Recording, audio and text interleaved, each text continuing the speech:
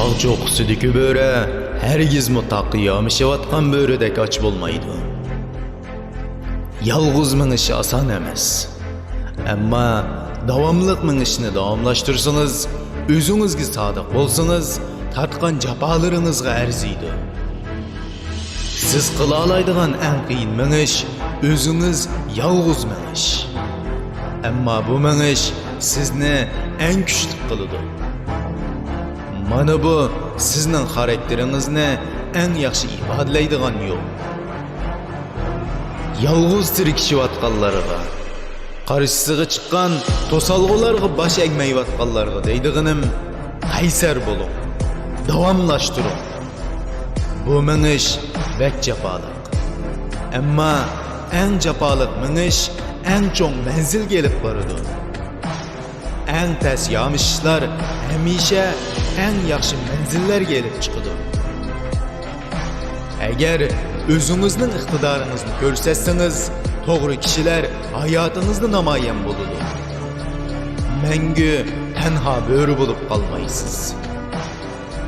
Sizda faqat osondagi kishilarni yoqtiradigan sifat bor. Chunki ko'pinchisida yo'q. Sizda faqat osondagi kishilarni tushunalaydigan kuch bor. Chunki ko'pinchisi azaldan sinab boqmaydi. Shunga vaz kechmang, chekinmang. Orzularingizni dunyoga anglatish uchun azaytib etmang. Siz yiqilib ketmaslik uchun tug'ildingiz. Siz yo'lboshchi bo'lish uchun tug'ildingiz. Atrofingizdagilarni yetaklang. Başqalarının deyişçe, tağ çoqqusidagi böre hergiz mutlaqı yamışıyotgan böredek aç bolmaydı. Hamisha aşı böre bo'lib, taqqı yamışıyotgan şu böre.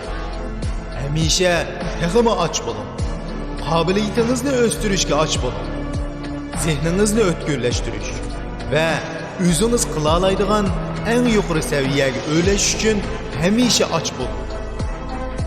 Hergiz keyningizga qaramang. Davomli oldingizga, keyingi ziyofatga, muvaffaqiyat ziyofatiga qarang. Bir mezgil yolg'iz minishingiz muhim emas. Xato yo'nalishda mangan padiga ergashgandan ko'ra, to'g'ri yo'nalishda yolg'iz minish eng yaxshi. Kuchlik bo'ling, tariqlik bo'ling. Taqdiringiz sizning qo'lingizda. Shu bo'ridek o'rningizdan turing va taqdiringizni ovlang.